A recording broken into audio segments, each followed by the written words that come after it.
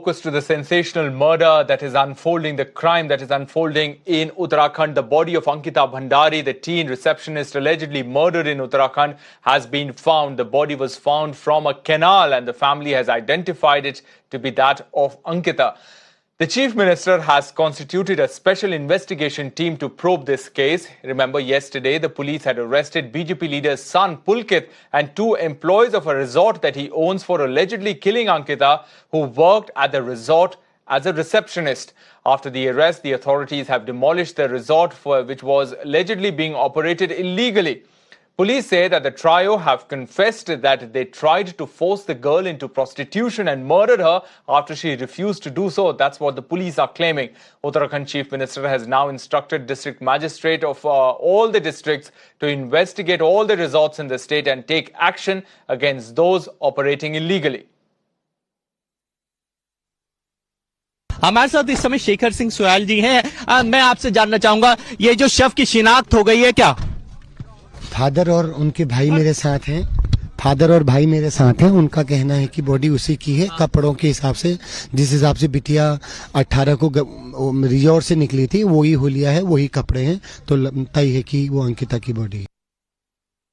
बेटी का पार्थिव शरीर खोज लिया गया है, मिल गया है और सभी दोषियों के खिलाफ सख्त से सख्त कार्रवाई हो, इसको लेकर हमने डीआईजी पी रेणुका देवी के नेतृत्व में एक एसआईटी का गठन किया है, जो पूरे मामले की तह तक जाएगी, उसकी जांच करेगी और अपराधियों को सज़ा दिलाने का काम करेगी।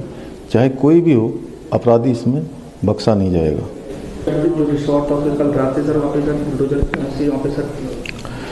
उत्तराखंड के अंदर जितने भी रिजॉर्ट अवैध निर्माण हुए हैं, अवैध तरीके से बने हैं, उन सभी को हमने कहा है, सभी जिलाधिकारियों को इस पर कार्रवाई के आदेश दिए हैं।